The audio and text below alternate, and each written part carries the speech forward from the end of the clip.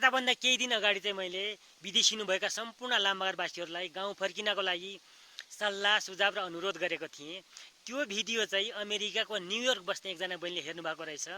उहाँले मलाई मेसेन्जरमा फोन गरेर दाइ तपाईँको भिडियो हेरेर म धेरै भावुक बने, म धेरै रोएँ, तर के गर्नु दाइ, अहिले अमेरिकाबाट गाउँ फर्किनको लागि त्यति सजिलो छैन दाइ, यहाँको नियम अति नै कडा छ, बरु तपाईँ नै अमेरिका आउनुहोस् न दाइ भनेर भनिन्। हुन्छ बहिनी, म अमेरिका आउँछु, तर मलाई भिसा पठाइदिनुहोस् न भनेर भनेको। दाइ भिसा पठाउनु पनि त्यति सजिलो छैन, अहिले नियम अति नै कडा छ, बरु तपाईँ भिजिट भिसा मिलेर आउनु होला, तपाईँलाई अमेरिकामा लुकाएर राख्ने जिम्मा मेरो भयो दाइ भनेर बहिनीले भनिन्।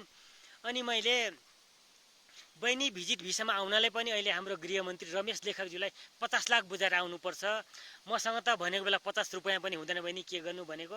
अनि त्यस्तो त पुरै भ्रष्टाचार भइरहेर दाइ, त्यो सम्बन्धी निकालेर बुझाउनुपर्छ, त्यो पैसा त त्यो पनि त्यत्रो पैसा नै पर्दैन भिजिट भिसामा आउनलाई, त्यस्तो भ्रष्टाचारी मन्त्रीलाई फेर्नु मिल्दैन दाइ भनेर भनेको थियो।